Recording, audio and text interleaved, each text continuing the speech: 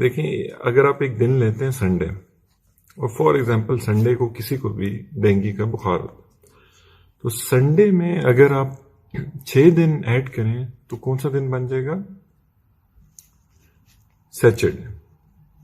اسی طرح اب آپ ایگزامپل لیں کہ ایک بڑا سارا پیالہ ہے اور اس میں آپ پانی ڈالتے جا رہے ہیں، لیکن اس پیالے میں کیونکہ کچھ سوراخ ہوئے ہوئے ہیں تو وہ سارا پانی آپ کا باہر چلا جاتا ہے، اس میں سے کچھ پانی۔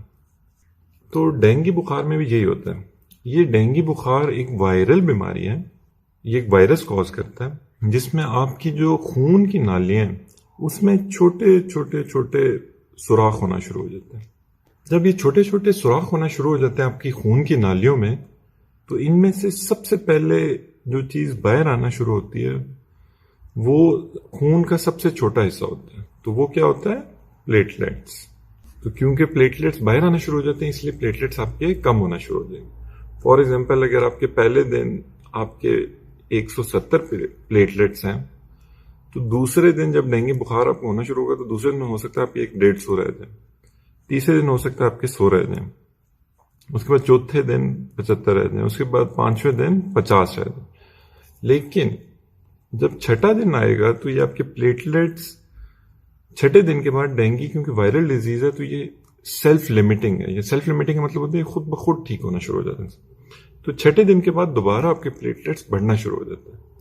لیکن کیونکہ لوگ اس دوران کوئی پتے کھا رہا ہوتا ہے، کوئی کچھ کھا رہا ہوتا ہے، ٹوٹکے کر رہے ہوتے ہیں، تو ان کو یہ لگتا ہے کہ شاید یہ پتے کھانے سے یا ان ٹوٹکوں سے یہ پلیٹلیٹس بڑھ رہے ہیں، جبکہ یہ ایسی بات نہیں ہے۔ ڈینگی کے بخار ہونے کے چھٹے دن وہ خود بخود بہتری کی طرف پیشنٹ مائل ہونا شروع ہو جاتا ہے۔ اچھا اب دیکھیں اگر خون کی نالی میں سوراخ ہو رہے ہیں چھوٹے چھوٹے، اور سب سے خون کا چھوٹا کلیہ جو ان سے تھا پلیٹلیٹس، وہ تو باہر آ گئے، ساتھ کیا چیز باہر آنا شروع ہو جائے گی؟ ساتھ آپ کی باہر آنا شروع ہو جائے گی واٹر یا پانی۔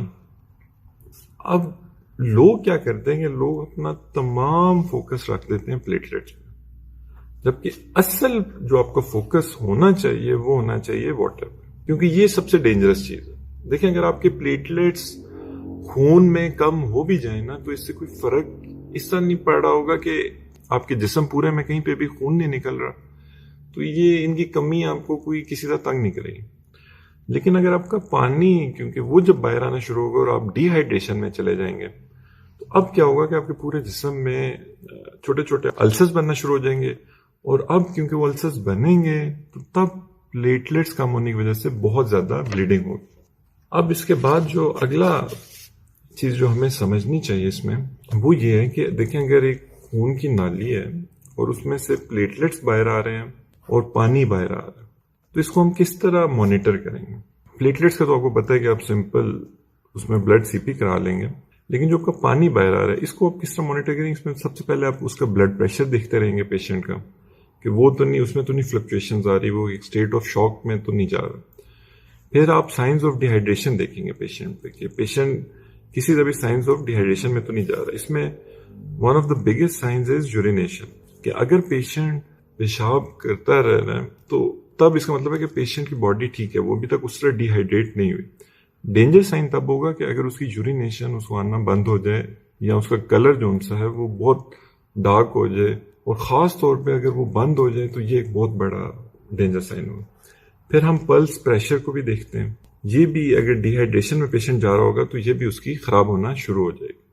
ساتھ ساتھ ہم واٹر کو، کہ وہ جو باہر اسکیپ کر رہی ہے اس کو دیکھنے کے لیے کہ وہ کن کن کمپارٹمنٹس میں جا رہی ہے، تو ہم الٹرا ساؤنڈ بھی اس پیشنٹ کے کراتے جائیں گے۔ اب ڈینگی کا ایک ہی ٹیسٹ ہے جو ڈینگی اسپیسیفک ٹیسٹ ہے، DS1 جسے آپ کہتے ہیں، یہ اب پہلے دن سے ڈینگی کے پازیٹیو ہو جاتا ہے، اور یہی سب سے یوزفل ٹیسٹ ہے، کیونکہ باقی تمام ٹیسٹ ڈینگی ہونے کے کچھ عرصے بعد پازیٹیو ہوتے ہیں۔ اب آپ نے کرنا کیا ہے؟ دیکھیں اب آپ نے گھبرانا اس میں اس طرح نہیں ہے کہ آپ سمپلی آپ فوکس کریں گے آپ پیشنٹ کو کس طرح میکسیمم ری ہائیڈریٹ کر سکتے ہیں اور کس طرح آپ اس کو ڈی ہائیڈریٹ ہونے سے بچا سکتے ہیں۔ یہ آپ کا سب سے امپورٹنٹ پوائنٹ ہے، کیونکہ اگر آپ اس کو ڈی ہائیڈریٹ نہیں ہونے دیں گے تو اس کو السر نہیں بنیں گے، السر نہیں بنیں گے تو اس کے بلیڈنگ پوائنٹس نہیں ہونا شروع ہو جائیں گے، اور اگر اس کی بلیڈنگ نہیں شروع ہو جائے گی پورے باڈی میں، تب یہ جو پلیٹلیٹس کم ہو بھی رہے ہیں اس سے کچھ مسئلہ نہیں ہوگا۔ تو یہ ایک بالکل بیسک کانسیپٹ ہے کہ ڈینگی کیوں ہوتا ہے اور کیوں. اور پھر آپ یہ بھی دیکھیں کہ یہ چھٹے دن آپ کے ڈینگی بخار خود بخود جب آپ کو ہوا اس کے چھٹے دن یہ خود بخود یہ بہتری کی طرف پیشنٹ آپ کا ہونا شروع ہو جائے گا.